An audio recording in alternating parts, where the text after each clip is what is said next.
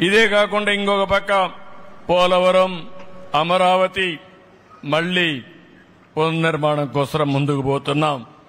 ఈ సంవత్సరం ఇప్పుడే వస్తా ఉంటే చూశాను. కృష్ణా నది మొట్టమొదటిసారిగా బ్యారేజ్ చూస్తే కడుపు నిండింది, ఆనందంగా ఉంది. నీళ్లైతే కృష్ణా జలాలు పరవళ్లు దొక్కుతున్నాయి.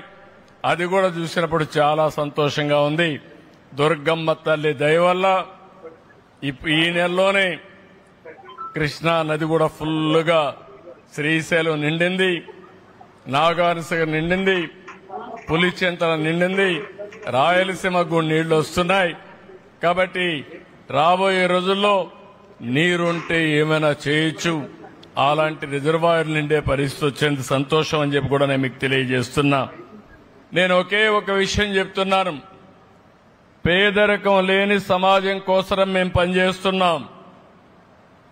ఆర్థిక అసమానతలు తగ్గించడం కష్టం కాదు, కానీ ప్రయత్నం చేయాలి. అందుకనే మీరు చూస్తే ఒక్క విషయం మీరు గుర్తుపెట్టుకోవాల్సిన అవసరం ఉంది. ప్రభుత్వం ప్రైవేటు విధానాల వల్ల ఈరోజు సంపద వచ్చింది. ఈరోజు ఒక రోడ్డు వేసినా, ఒక టెలిఫోను మనకు సేవలు అందించినా, కరెంట్ వచ్చినా ప్రైవేటు వ్యక్తుల భాగస్వామ్యంతో సమర్థవంతంగా చేయగలుగుతున్నారు.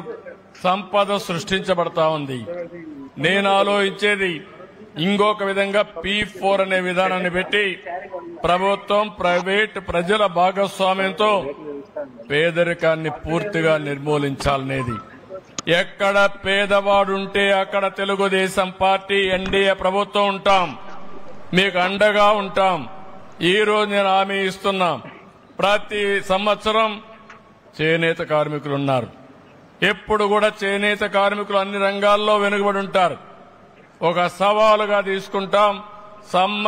సంవత్సరం మీ ఆదాయం ఎంత పెరిగిందో చెప్పే బాధ్యత తీసుకుని సంపద సృష్టించడమే కాదు, పేదవాళ్లకు అండగా నిలబడే విధానాన్ని తీసుకొస్తామని చెప్పి కూడా నేను మీకు తెలియజేస్తున్నా.